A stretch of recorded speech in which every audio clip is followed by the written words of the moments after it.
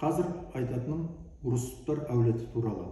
Соныменен мына Едігейдің атасынан санағанда мына ноғайлардың биі 6 би болған, бауырлар.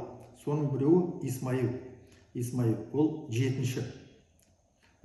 Исмаил өзінің мына бауыры Юсупты өлтіріп, мына 1555 жылы би болған.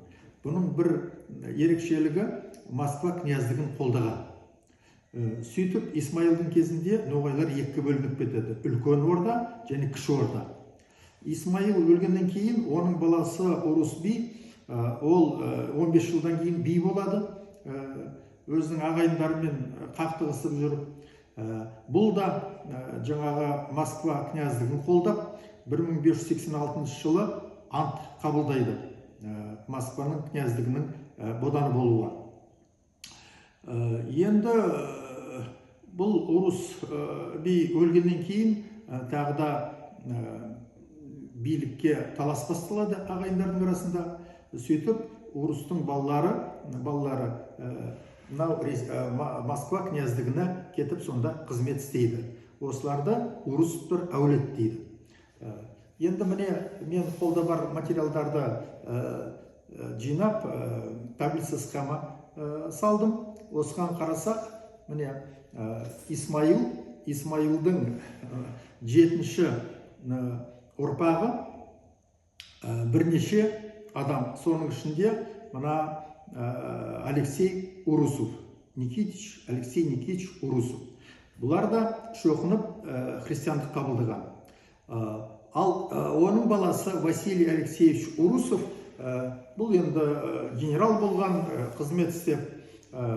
Бұның бір ерекшелігі, жаңағы Василий Алексеевич Урусов, генерал, 15 тамызда 1740 жылы мына Башқұрт көтерілісін басып, Орынбордан жақын жерде. Сол көтерілісте өте қатыгездік көрсеткен адам.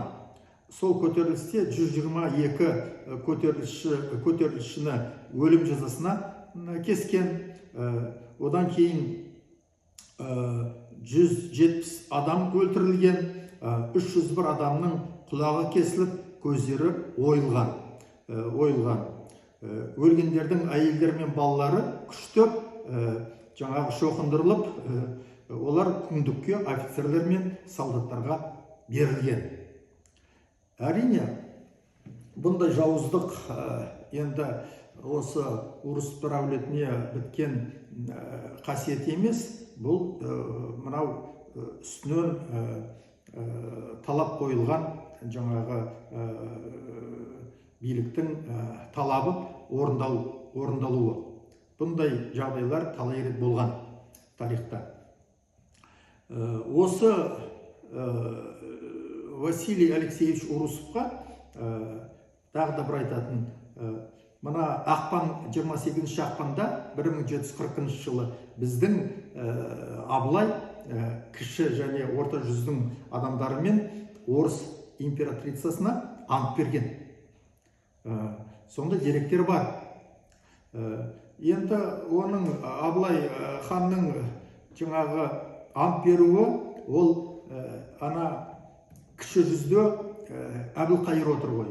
Ол Ресей империясын қолдап отыр.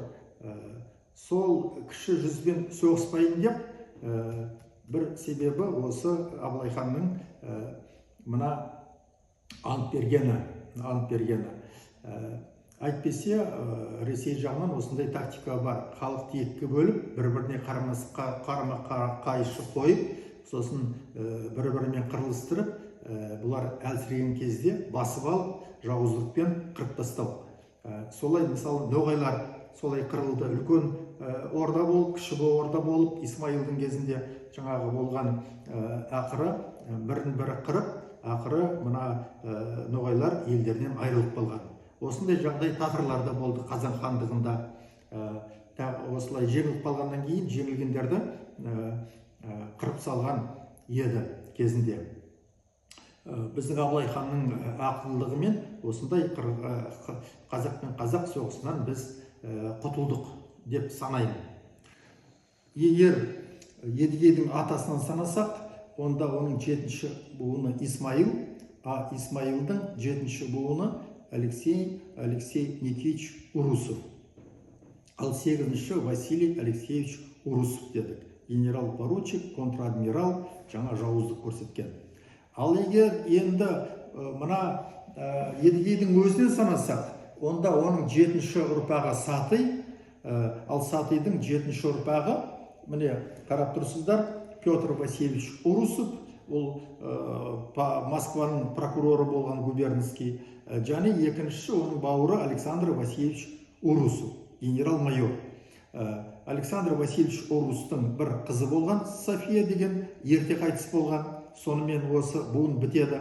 Ал Петр Васильевич Урусовтың, көріп тұрсыздар, баласы болған, Александр Петрович Урусов, генерал-майор, оның 2 қызы болған. Осымен бұл да буын бітеді.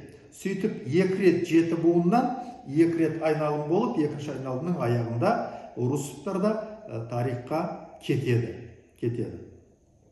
Сөйтіп, қысқартып айтқанда, мына Едігейдің ұрпақтары 7-ші буында мына Исмаил мен оның бауыры Юсуптың жаңа балалар, немерелері Москва князьдігіне барып қызмет істеп, бұлар қалған мына Рюриктер әулетіне, биліктегі Москва князьдігіндегі қызмет істейді. Одан кейін Романовтар әулетіне қызмет істейді. Және мына ең соңғы мына Гольштейн, Готторпский әулетіне де бұлар қызмет істейді.